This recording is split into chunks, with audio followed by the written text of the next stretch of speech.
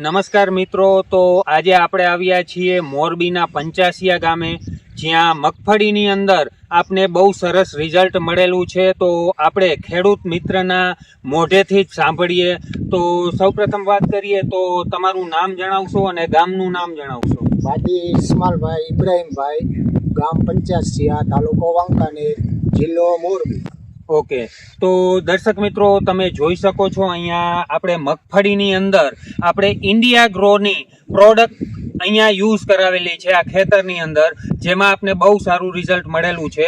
તો તમે અહીંયા જોઈ શકો છો, આ મગફળીના ખેતરની અંદર આપણે શરૂઆતથી આપણે ઇન્ડિયા ગ્રોની પ્રોડક્ટ યુઝ કરાવેલી હતી અને આજે 2 મહિનાની મગફળીની અંદર બહુ સારું રિઝલ્ટ આપને મળી રહ્યું છે. ગ્રોથની અંદર અને વિકાસની અંદર પણ તમે જોઈ શકો છો.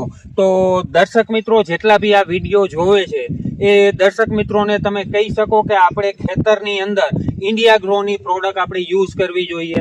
આ યુઝ કરવી જોઈએ. જે ઓલો પાવડર રહ્યો, પાવડર આપણે જ્યારે વાવેતર કર્યું ત્યારે ખાતર આરે મિક્સ કરીને આપણે નાખેલો એ નથી મુંડા નથી સુકારો, નકર 50 દિવસે આમાં સુકારાના છોડવા નીકળે અને મુંડો ખાધેલા ખોખા નીકળે. પાટાણે કાંઈ પણ એવી આડઅસર છે નહીં.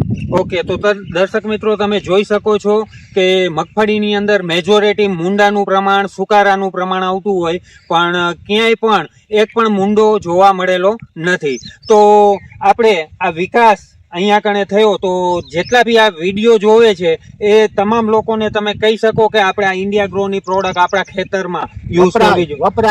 વપરાય જ, અને આનો વિકાસ સારો રહે છે. આમાં મગફળીમાં અટાણથી ખોખા બેહવા માંડ્યા. 2 મહિના ને 4 દિવસની મગફળી થઈ. ઓકે બરાબર. ઓકે, તો દર્શક મિત્રો તમે જોઈ શકો છો કે આવું સરસ રિઝલ્ટ આપણે ઇન્ડિયા ગ્રોની પ્રોડક્ટથી મળે છે. તો તમામ દર્શક મિત્રો આ ઇન્ડિયા ગ્રોની પ્રોડક્ટ આપણે આપણા ખેડૂતોને આપણે વપરાવી જોઈએ, જેથી કરીને ઉત્પાદનમાં વધારો થશે, ખર્ચમાં ઘટાડો થશે અને આજે ખેડૂતોની જમીનમાં પણ સુધારો થઈ શકે છે. Okay, thank you.